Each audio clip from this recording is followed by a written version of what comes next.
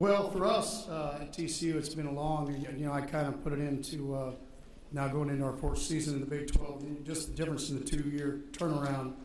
Walking up here last year 4-8, changed offenses 12-1. So, for me, many of you that know me, it's about staying in between the lines, not getting too high, too low, either way. So, a year ago you had to prove people wrong. This year you have to prove people right. And so, as a football team, that's really, from my approach on down, it's how we've tried to handle it. It's been a great summer.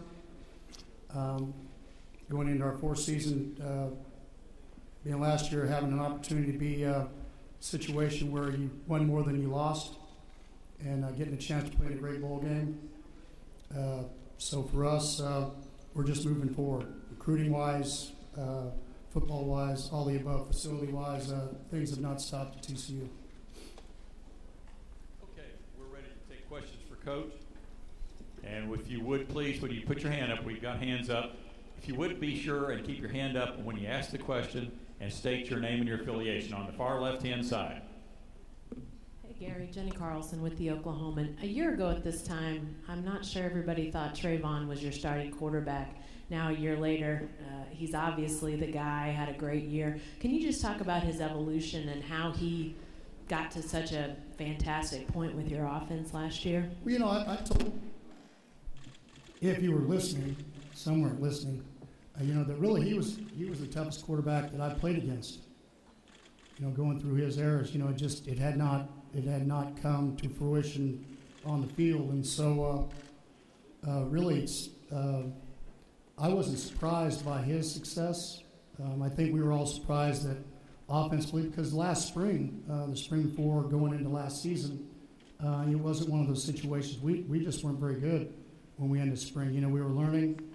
Some guys were hurt, so you really couldn't tell. And then our kids really came along in the summertime on their own, really bonded and started doing it, and then things happened. So Trayvon's case, I think one of the things is and I've tried to do, and I've talked to the whole offense about it, I think going into year two, having not been known for offense is just handling success. I think the word frustration of understanding winning is the most important thing, and then all the rest will come, that they don't have to score more points, have more yards. It's going to be, but we play on the road, 6 tough road games. It's hard to, if you're going to win those ball games, it's going to be hard to win by a couple of the margins that we did last year. So, that's the thing that I've tried to instill in Trayvon, is to make sure. And I've been very proud of him in the fact of everything that the circuit he's been on, some of the awards, everything he's been a part of, that he's handled it in the right way, at least of my knowledge. Head coach sometimes the last guy to know everything. So, Coach, Carlos Mendez, forward Star-Telegram. What's up, Carlos? Not much. That's what my wife says when she's talking to me.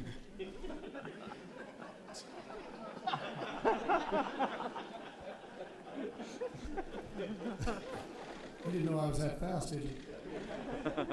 Go ahead, I'm sorry. That's all right. I was trying to set you up for one. You walked in here, the first thing you said was, you're walking in here this year not 4-8, you're 12-1. What do you think of the distance you've come in just 1 year in this league to walk into this room today as really the lead favorite in this league? I don't. It's a nice feeling, but the bottom line is I've been in this business too long to get caught up in it. I know that last year we didn't have any linebackers, we didn't have a quarterback, we didn't have. This year I've got to replace 6 starters on defense, and so we came a long way in the spring. But the thing I found is just, for me, if I stay even keel with how we need to do things, then my team will, because it just kind of all reverberates down. So for me, I'm just going to. It doesn't. What I think when I go to bed at night, and not just in the Big 12, but everything that we've been able to accomplish at TCU in the last 18 years. It's all great and fine, but it's kind of like winning any awards. You can put them all in the closet because it doesn't mean anything to anybody anymore when we play Minnesota. So right now we've been moving forward, and I really like the attitude of our football team. This summer's been a very business-like manner, how they've gone about it. To be honest with you, it hasn't been as hot in Texas, so we've had to turn off the air conditioner in the indoor to create the humidity to make sure that that we play like TCU teams are supposed to play. And so if there's any actions from me that would indicate that I didn't go back to the beginning, I've tried not to make sure I gave any of those away. So we've been trying to do what we need to do. Further questions for Coach? Got a question on the front, and then we'll go back to the back.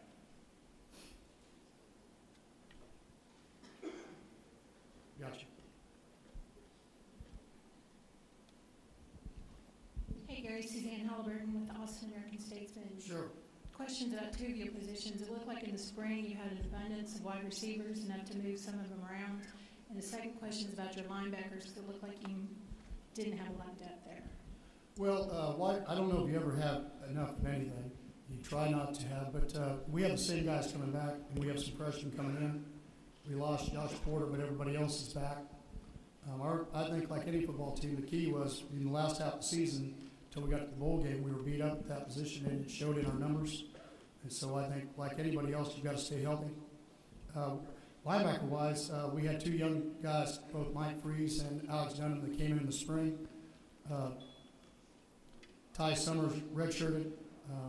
And to be honest with you, it's back to the numbers we had. You know, our starting linebackers last year ran 5 flat, 4.8. It was the slowest group we've ever had at TCU. The 5 top linebackers this year averaged 4.5 something when we ran at the end of spring. So we feel like defensively, not just linebacker-wise, we have a chance to be more athletic than we were a year ago. You've got to replace Kevin White and then Sam Carter and Chris Hackett. So you have a group of guys that for the last 3 years in the Big 12 that picked 65 footballs. So there's a lot of production that we have to be able to replace.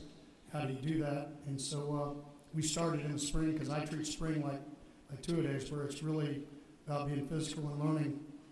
And then when we get into 2 days, it's just an addition. And hopefully it carries through. We got a lot of practices before we get to Minnesota, which is going to be a very tough ball game. You know, it's like Custer. The only difference in Custer and us is we know what's on the other side of the hill. And so for us going into it, then you have Stephen F. Austin, SMU, and then you have a very tough 4-game swing with going to Lubbock, and then Texas at home, and then going to Manhattan, and going to Ames. So 3 out of 4 you play a lot of road games in a row and get ready to go. Yeah, but that's the Big 12, so we're excited about it, and we've got to embrace it and go forward. A question on the left-hand side on the aisle.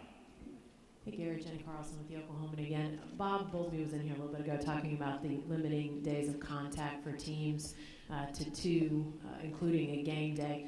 What's been your situation in the past? How much hitting have you guys done, and how is that going to affect you? It's easy for us. We just, on Tuesday, that's the only day we're in full pads besides the game. Everybody always looks surprised at me because we're physical, but Sunday we're in shorts, Tuesday we're in full, Wednesday we're in shells, Thursday we're in shorts.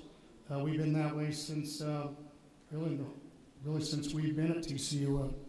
Our whole thing is about being physical in the spring, being physical in 2 days, and then when you get in the season, in this league, you've got to be able to pull up because of the bodies, and you've got to be able to get guys to the end of the season. And so, we've always taken that. I think what you'll find that there's a majority of coaches, there's a false sense of we just try to bang our kids around, but I think all of us, we like keeping our jobs, and we want to keep our kids healthy, and we've all been like that. Fresh shoulders, fresh legs means more physical players, and so once we get to that point, but that's what we've always felt like we needed to do. I've even when you go every other day, we're probably going down even to 2 days, where we go maybe 2 days we're in full pads, both practices. That's it. We don't even do it in 2 days. So I think it's not so much part of the climate of everything that's going on with it. I just think the body types. I've just felt like the body types are getting so big, so strong, so fast. I think it's just important to make sure that you get all your guys to game day and keep them healthy. And that's been our mindset for a long time. I don't think it's one of the secrets to that offense is that they try to out execute you. I think what we try to do is just do it better in the spring. Everybody's told me that there's always another level second year, and so kind of like last year, I'm going to wait and see what the difference is. I think you know, when you've been around other kinds of offenses, you kind of know the progression. This will only be my second year of being the head coach with this offense, so I don't know what the progression is besides playing against it. But everybody that I've talked to has talked about taking another level. You know, one of the things is just you now have your older guys can teach your younger guys, where it was kind of a brand new thing in the summertime before, where now you're getting a lot more reps. You're able to run more of your offense in summer. You're able to do all those things, which we didn't get a chance to do as much a year ago because they didn't know all of it. So, you know, this offense is a little bit even more like our defense. It's all about execution. Look like you're doing a lot of things. You throw in a few bells and whistles, but it's about being better at what they do than what other people are and plugging in good players. We've got time for a final question on the front. Coach Samuel Richardson from Orange Bloods. How confident do you feel that your team would be in the playoffs without having a conference championship game in the Big 12? Well, after last year, I don't feel confident about anything. But the key to the whole story is I'm going to always be a team player. The bottom line to it, I handle it the way I handle it because that was what was best for college football, best for the Big 12, best for TCU, best for my team, and I knew if I handled it differently that they wouldn't have played like they did in the bowl game. And so for me, you know, I think every year is different. I'm not a big believer that you have to have a conference championship. I thought the whole thing about going to a playoff was that they picked the 4 best teams. You didn't even have to have a championship game. That's what I was led to believe. In 33 years, I've seen different forms of how we got to a national championship in every shape and manner. So for me, all I can do is control what I can control, and that's to try to put the best TCU team on the field that I can and make sure that they act right on and off the field, and let all those other people decide all the other things they need to. But I mean, there was 8 really good football teams last year, I thought, and I think I would have told you before we even went into the season. There's always about every year. There's always about 8. There's very few times that I ever look up and say, well, this team here, when I watch, and I don't get a chance to watch a lot, I say this team's so much better than everybody else. They're the favorite. I think once you get into one of those tournaments and do all of it, and our key is to control our own destiny, and the best way to do that is to try to win them all, and that's what we're going to try to get done. And then we'll see how everything else falls. But you know, I think you have to. For me, I have to believe and trust in the operation of what goes on. That everybody's going to deal above board. Everybody's going to do the right thing, because that's what we don't do it for the coaches. We do it for the kids. The kids are the ones that are practicing all the way 365 days a year and doing the things they're supposed to do. And that's how we're supposed to find the top 4 teams. Not about money, not about leverage, not about anything else. It's just supposed to be about who are the 4 best teams. And so I've been in this long enough that I have to believe that the people that are in charge of it, that's what they're going to do. And you know, we've only done it 1 year, and just like coming into this conference, I said you had to do it a couple of years till you finally understood the landscape, and then how we had to recruit differently, how did we have to play differently. We changed offenses, and I think we have to also look and wait and see how was last year an anomaly, or because a couple games could have been different. You know, maybe both Baylor and ourselves could have been in the playoffs, and so I can't judge a group yet until I kind of see it go out a couple more years and see how that all extends. So we'll see.